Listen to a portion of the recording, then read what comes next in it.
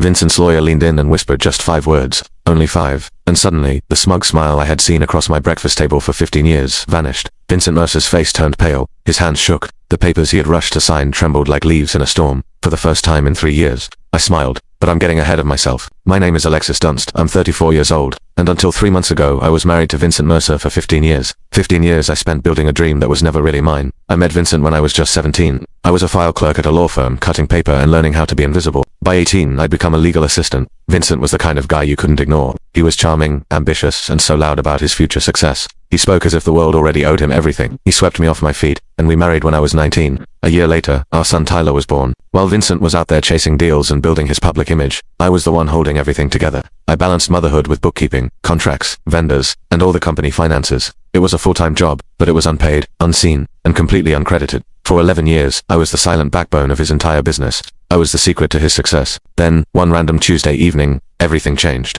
Vincent sat me down at our huge, polished kitchen table, the same table where we'd shared family dinners, and with a calm, almost detached voice, he said, "I want a divorce. I'll take the house, the business, and the cars.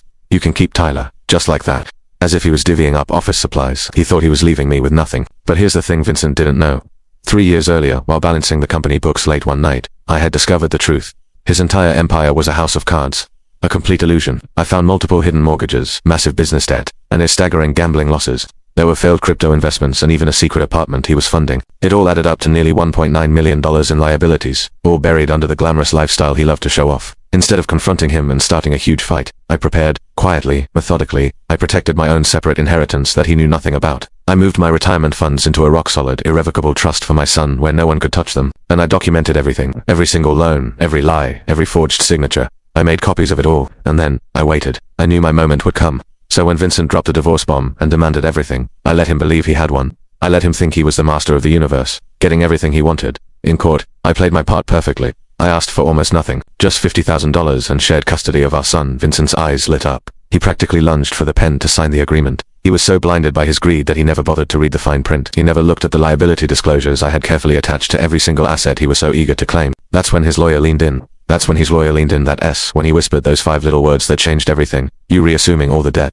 The look on Vincent's face was something I'll never forget. The judge upheld the agreement. It was signed, sealed, and delivered. Vincent walked out of that courtroom owning nothing but a crushing mountain of responsibility. He had his cars, his business, his house and the $1.9 million of debt that came with them. I walked out completely free. 3 months later, his new girlfriend vanished. His business collapsed under the weight of his lies. The luxury dinners were replaced with meetings with bankruptcy lawyers. As for me, I rebuilt my life, quietly and on my own terms. I moved into a small apartment with sage green walls. My dignity was intact, and most importantly, my son was protected. The man who tried to take everything from me ended up losing it all, and I finally won something truly priceless. My freedom.